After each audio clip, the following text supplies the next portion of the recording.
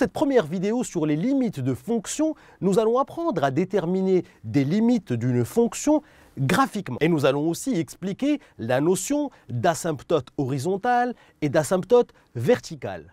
Pour bien comprendre cette notion de limite de fonction graphiquement, je vous ai ici représenté une fonction f en vert. La courbe représentative de la fonction f, CF, c'est la courbe représentative de la fonction f et je l'ai représentée ici en vert. La première remarque qu'on peut faire, c'est qu'on voit que cette représentation graphique de cette fonction f a trois branches. Voici une première branche, voici une seconde branche et voici ici une troisième branche. Donc cette fonction f ici est représentée ici en vert en trois branches. Vous allez me dire, mais c'est quoi ces droites horizontales ici qui sont représentées en rouge et c'est quoi ces droites verticales qui sont représentées en bleu? Soyez patient, on va en parler tout de suite. Mais ce qu'il faut d'ores et déjà comprendre, c'est que ces droites verticales en bleu et ces droites horizontales en rouge ne font pas partie de la représentation graphique de notre fonction f. La fonction f est bien représentée en vert ici et en trois branches. Intéressons-nous au domaine de définition de cette fonction. Regardez, on vous dit ici, f est définie sur moins l'infini, moins 5,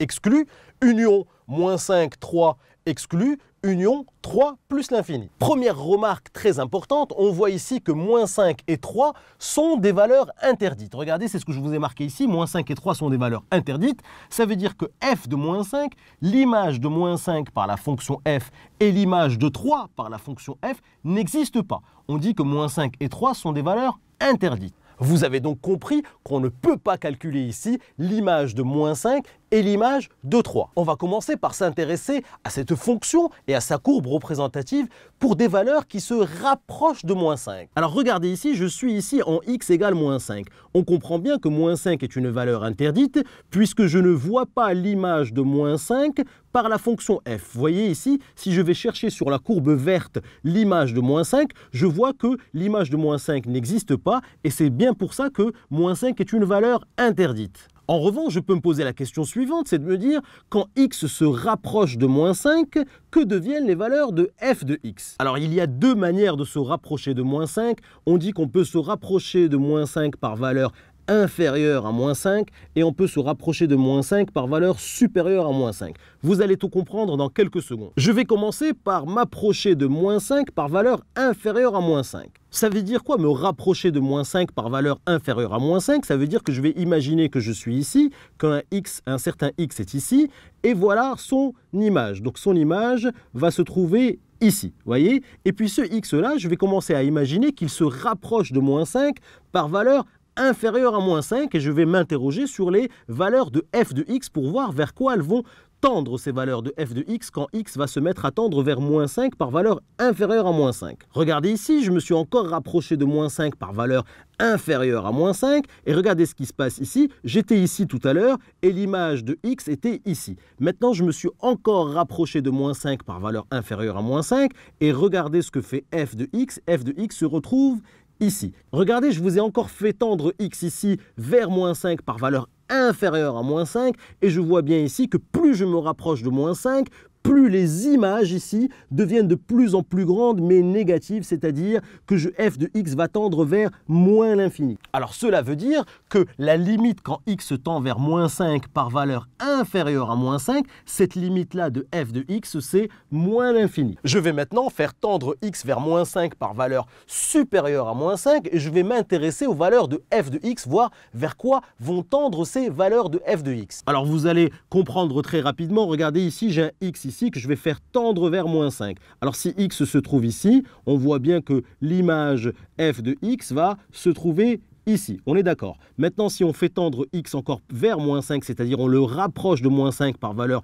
supérieure à moins 5, imaginez que x se trouve ici, et bien vous voyez bien que f de x se trouve ici. Vous voyez, f de x se trouve ici. Et on voit bien que plus on va se rapprocher de moins 5 par valeur supérieure à moins 5, plus les valeurs de f de x vont devenir de plus en plus grandes et vont tendre vers plus l'infini. Quand je dis que je me rapproche de moins 5 par valeur supérieure à moins 5, ça veut dire que les valeurs vont être par exemple égales à moins 4,99, puis moins 4,9999, puis moins 4,99999, c'est-à-dire que je vais me rapprocher de moins 5 sans jamais atteindre moins 5, puisque rappelez-vous que moins 5 n'admet pas d'image par cette fonction f, moins 5 est une valeur interdite. Mais rien ne m'empêche de calculer ou de lire graphiquement les images de nombres qui se rapprochent de moins 5. Moins 5 n'admet pas d'image, mais tous les nombres qui sont très proches de moins 5 vont admettre des images. Et donc pour en revenir à ma notion de limite ici, je vois bien que quand x se rapproche de moins 5 par valeur supérieure à moins 5, je vois ici que les images deviennent de plus en plus grandes. On va donc dire que la limite quand x tend vers moins 5 par valeur supérieure à moins 5, on va dire que cette limite-là, c'est plus l'infini. Et c'est ce qu'on écrit ici, limite quand x tend vers moins 5 par valeur supérieure à moins 5 de f de x, c'est bien plus l'infini. Parlons maintenant de cette histoire d'asymptote. Regardez ici, la droite verticale bleue ici, c'est ce qu'on appelle une asymptote verticale. Alors pourquoi c'est une asymptote verticale? Très simple à comprendre. Regardez ici, quand x se rapproche de moins 5 par valeur supérieure à moins 5, on voit que la courbe ici est en train de monter, monter, monter et se rapprocher de cette droite d'équation x égale moins 5. C'est une droite verticale et on voit bien ici que ma courbe va venir se rapprocher de plus en plus de cette droite verticale comme ceci quand x tend vers moins 5 par valeur supérieure à moins 5. Et on voit ici que quand x tend vers moins 5 par valeur inférieure à moins 5, ma courbe va se mettre à plonger ici vers moins l'infini et se rapprocher de plus en plus de cette droite verticale d'équation x égale moins 5. Et quand on a ce comportement d'une courbe qui se rapproche d'une droite verticale, soit comme ceci, soit comme cela, soit comme ceci et soit comme cela, on dit que cette droite est une asymptote verticale et ici cette asymptote verticale a une équation, c'est une droite verticale d'équation x égale moins 5. On va donc dire que la courbe représentative de f admet une asymptote verticale d'équation x égale moins 5. C'est ce que je vous ai marqué ici, CF, la courbe représentative de la fonction f, admet une asymptote verticale d'équation x égale moins 5. C'est cette fameuse droite bleue ici verticale, c'est une asymptote verticale d'équation x égale moins 5. On va refaire exactement le même raisonnement pour la valeur 3. X égale 3 est une valeur interdite. Il n'existe pas d'image. Pour 3, f de 3 n'existe pas. Mais on va s'intéresser aux valeurs de f de x quand x se rapproche de 3, quand x tend vers 3. Alors très facile à comprendre, regardez ici, quand x se rapproche de 3, quand x tend vers 3 par valeur inférieure à 3, que deviennent les valeurs f de x? Eh bien c'est très simple, regardez, j'ai un x ici qui se rapproche de 3, on voit bien ici que f de x va devenir de plus en plus grand. Quand x se rapproche de 3, je vois bien ici que ma courbe en vert, cette branche-là, va tendre vers plus l'infini. Donc quand x se rapproche de 3 par valeur inférieure à 3, quand x tend vers 3 par valeur inférieure à 3, je vois bien ici que les valeurs de f de x vont devenir de plus en plus grandes et vont tendre vers plus l'infini. On dit donc que la limite quand x tend vers 3 par valeur inférieure à 3 de f de x, c'est plus l'infini. De la même manière, si je me rapproche de 3 par valeur supérieure à 3, c'est-à-dire que si je considère qu'il y a un x qui est ici, regardez, les valeurs de f de x, boum, boum, boum, si je me rapproche de 3 par valeur supérieure à 3, je vois bien que les valeurs de f de x vont plonger ici vers moins l'infini, et on va donc dire que quand x tend vers 3 par valeur supérieure à 3, la limite de f de x, c'est moins l'infini. Limite quand x tend vers 3 par valeur supérieure à 3 de f de x, c'est bien ici moins l'infini. Donc ici, nous avons un comportement similaire à ce qui se passe en moins 5. J'ai ici, quand x se rapproche de 3 par valeur inférieure à 3, j'ai ma courbe ici qui tend vers plus l'infini. Quand x tend vers 3 par valeur supérieure à 3, ma courbe se met à tendre vers moins l'infini. Donc je suis dans ce cas-là et je vais donc dire que la droite d'équation x égale 3, cette droite verticale, est une asymptote verticale à ma courbe représentative de la fonction f. Donc l'interprétation graphique de ces deux limites-là, c'est cette fameuse asymptote verticale d'équation x égale 3. CF admet une asymptote verticale d'équation x égale 3. C'est cette fameuse droite verticale, c'est une asymptote verticale à ma courbe représentative de la fonction f. Morale de l'histoire, ici ma fonction n'était pas définie pour x égale moins 5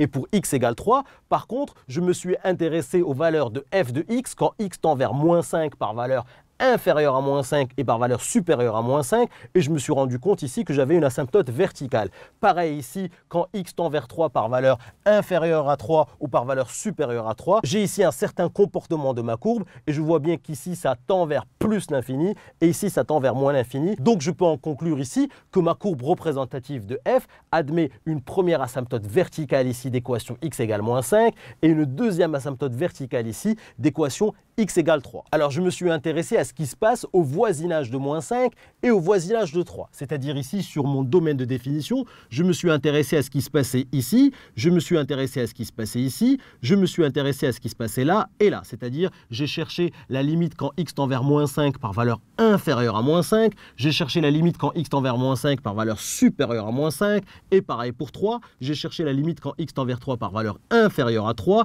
et j'ai cherché la limite quand x tend vers 3 par valeur supérieure à 3. Donc qu'est-ce qu'il me reste ici à voir? Il me reste à regarder ce qui se passe en plus l'infini et en moins l'infini. Et c'est ce qu'on va faire ensemble tout de suite. Alors regardons ce qui va se passer quand x tend vers moins l'infini. Ça veut dire que x va se trouver là et va se mettre à tendre vers moins l'infini, c'est-à-dire va prendre des valeurs de plus en plus grandes mais négatives. Donc imaginez que x est en train de tendre vers moins l'infini. Alors posons dans un premier temps x ici, regardez, f de x se trouve où? F de x se trouve ici. Très bien.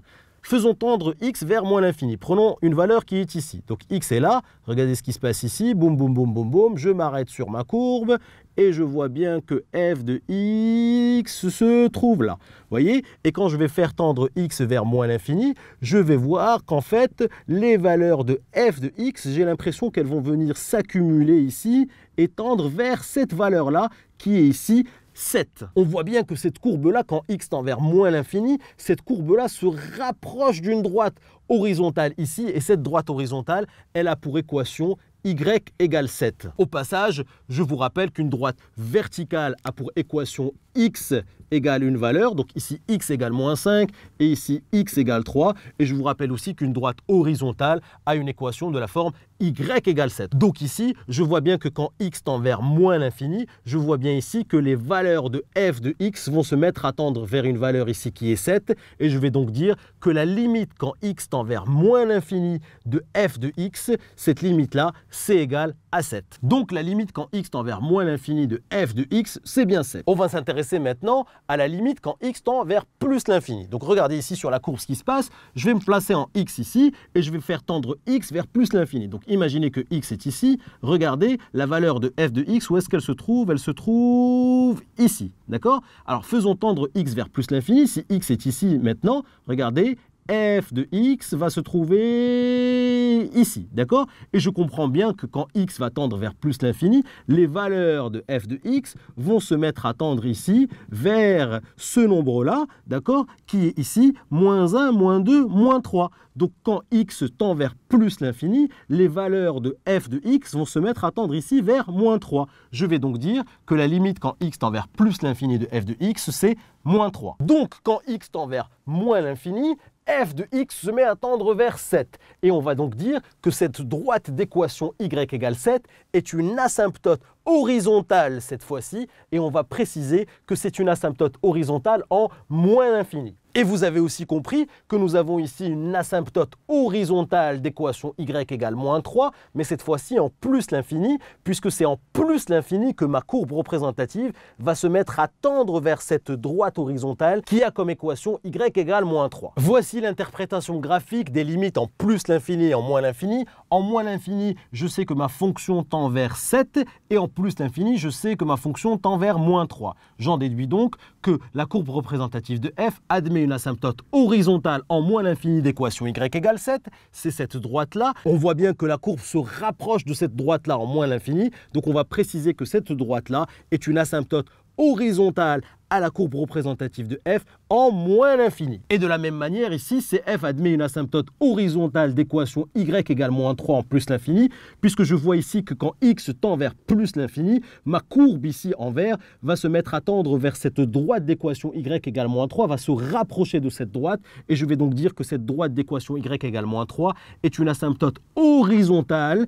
en plus l'infini à la courbe représentative de f. Vous êtes maintenant capable de déterminer des limites de manière graphique et surtout d'interpréter ces limites-là en termes d'asymptote verticale ou d'asymptote horizontale. Dans les exercices, je vous apprendrai comment reconnaître rapidement la présence d'une asymptote horizontale ou d'une asymptote verticale. On reste ensemble. Si tu as aimé cette vidéo, n'oublie pas de t'abonner à ma chaîne en cliquant sur le bouton en bas. Tu seras averti à chaque fois que je vais poster une nouvelle vidéo. Et surtout, n'oublie pas d'aller jeter un petit coup d'œil à mon site kifflesmaths.com. Je t'ai mis ici le lien à ta droite. Sur le site, je te propose plein d'autres ressources et te réserve évidemment des surprises.